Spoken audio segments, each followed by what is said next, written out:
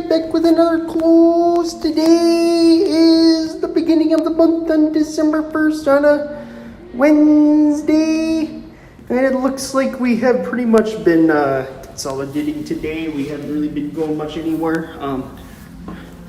Kind of been more or less finding resistance right in this huge resistance band area. I might call more of it a zone between 58 and 59,000. That's sort of our moving average resistance zone. I'll consider that. And then our moving average support is coming in at around 56,800. So yeah, around that sort of area is sort of where we want to close above, and it'd be even better if we close above 58,346, but that will be a bit more difficult to do that now that we're closing in just 2 minutes. And then for Ethereum, maybe we'll check what's going on. For Ethereum today, we've sort of cooled off a bit. You can kind of look at this more as a shooting star pattern that could kind of be a little bit of a short-term trend reversal, maybe towards like 4,400, but I don't know if we're going to go back towards support range, except I need to kind of move it down a bit more. I don't know why it's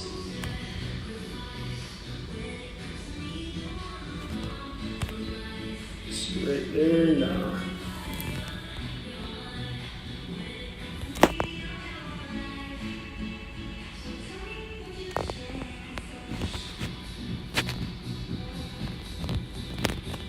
Oh, trash.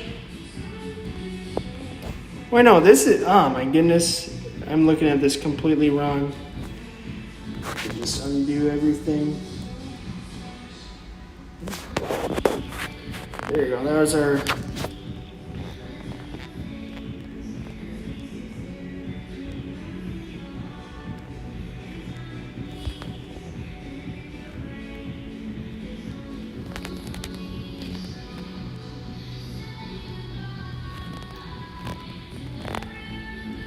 Something like that, I don't know. It's kind of tough to judge. It's hard to do it exactly perfect, but something like that could be the case. But when looking at this parallel channel, we did bounce off of our support right here, and still looks like we're a bit ahead of schedule, so I wouldn't be surprised if we see consolidation. It doesn't mean we have to see consolidation, it just means we peak earlier than March 23rd. I'd say if we consolidate more towards this way, we'll peak more at like March 22nd. March of 2022, we'll peak it around the March area. But if we see an initial pump, I do think we'll peak a bit earlier at February 14th because of the idea of diminishing returns. It just means that we sort of skipped a beat. And I don't know if that would follow lengthening cycles very much. But the more we consolidate, the later I think we will peak it to 15K.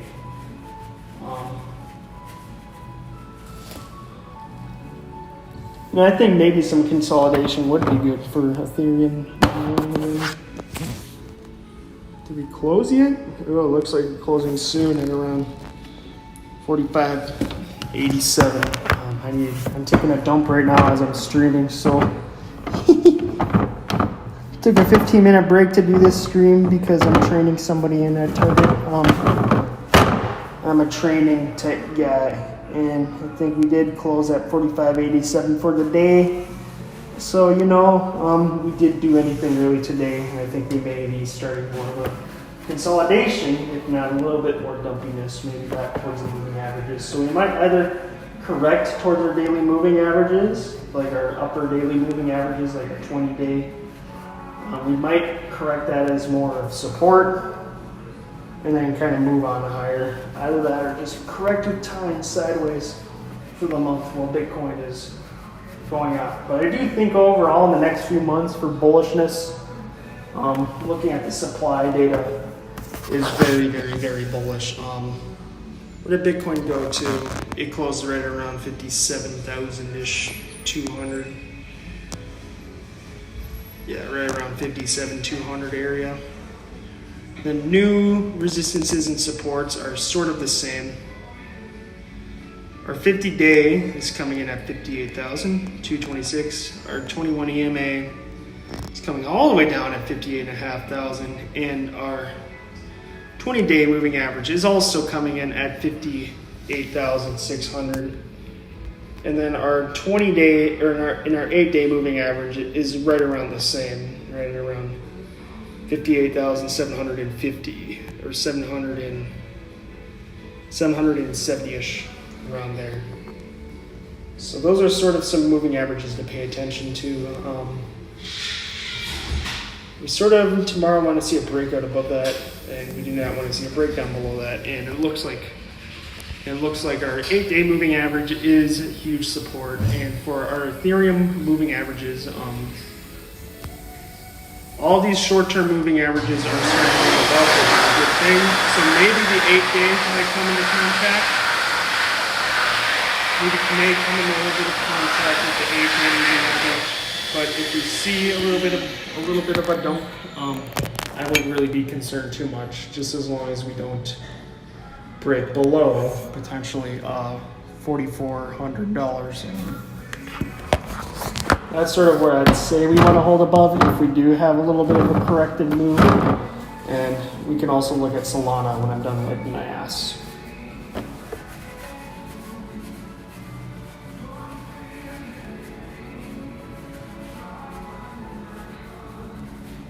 I'll actually keep doing that technical analysis in the bathroom. Why not? In the toilet. toilet technical analysis right here.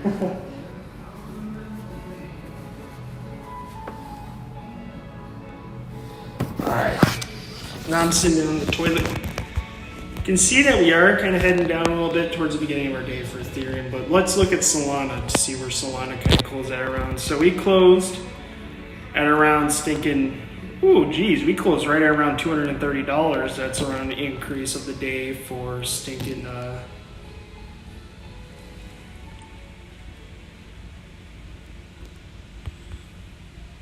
around like 9%. So we had an excellent day for Solana. And as you can see, we're getting right above all of our moving averages once again. And our 8 days kind of curling up and kind of gonna think about crossing those 20-day moving averages right there. As for Bitcoin, we do want to see a breakout above all these moving averages right now, as we are kind of consolidating a bit more sideways right here. And while we're at it, let's talk about Cardano. Cardano kind of did nothing, as you can see, but we could maybe see this as an inverted hammer pattern for a possible trend reversal. But this inverted hammer pattern right here kind of just did not break out at all. And our 8-day moving average is acting as like massive resistance, and it's really struggling to break out right now. But it's not time to get extremely bearish. I'm not panic selling my ADA at all that I have, because as you can see, it can look bearish for a little bit of time. It can look bearish for a while, and then boom, just random pump up for no apparent reason. Let's look at some other stuff. If you want to think about equities right now for the stock market, honestly, the stock market isn't as bad as what people say. Obviously, this doesn't look pretty at all. This was an awful day, and we're sort of lagging behind, again, my calculated slump. It was only able to handle for maybe like a month of that sort of price action before we kind of dumped, but we're still only down about stinking, maybe we should look at the fear and greed indexes too. So this is about a nice solid 5% correction. I was maybe expecting that. Sort of went down 5% a lot quicker than the last time, so this could be a little bit concerning, but one thing to keep in mind to sort of stay above is our bull market support band right here, which is right where it's coming in contact with, so that could kind of be key to hold above, and if it doesn't hold above that line, if it closes decisively below that area, I'd be more looking towards that 50 EMA, and that'd be more of a bigger correction for the stock market. But I don't know if it's going to happen, because if you look at the fear and greed index, I'm going to look at the fear and greed index right now. For fear and greed index is extreme fear, and those usually mark some potential bottoms and some good buying opportunities. CNN money can load for the markets. So if I were still in the market today, which I'm not in the market at all, I'd probably, because I've already bought my profits with the SPXL onto Bitcoin, because I think Bitcoin's 100 times better. But if I were involved in stocks, I'd start buying probably today and tomorrow. Probably tomorrow-ish I'd start buying up, because it's on huge support right now. Massive support, and there's fear amongst that massive support. There's massive fear, there's massive bearish sentiment. And for crypto's seeing a nice recovery, and crypto's kind of a leading indicator for the markets, but you can also look at crypto fear and greed index. We're still in the fear zone. That is nice to see. There's still fear in the market, so that's still some good buying opportunities right here for some cryptos, especially with stinking ADA. ADA's in some nice buying opportunities. Bitcoin is still pretty solid for a buy. I think with the supply data I can show with crypto quant.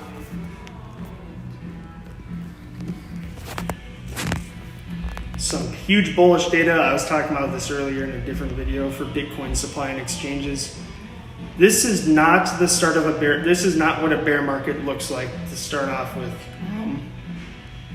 Supply, all exchange reserves. This is not what it looks like at all. This is not a precursor to the bear market. Supply is absolutely crashing to the ground. And that usually creates a supply shock that's going to make massive bullish price action. More of a precursor to a bear market is more like this, but maybe on a more extreme scale.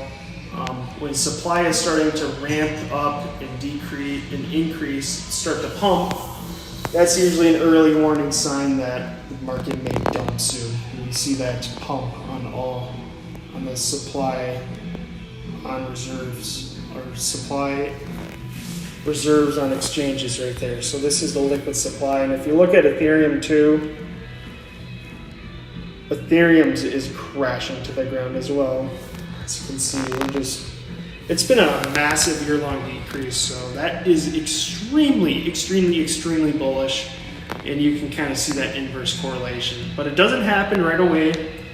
Just give it some time. I think I'm probably almost like 100%, 95% adamant that Bitcoin is going to pump fairly shortly. It doesn't have to happen instantly. It doesn't happen the same exact day as the supply drop.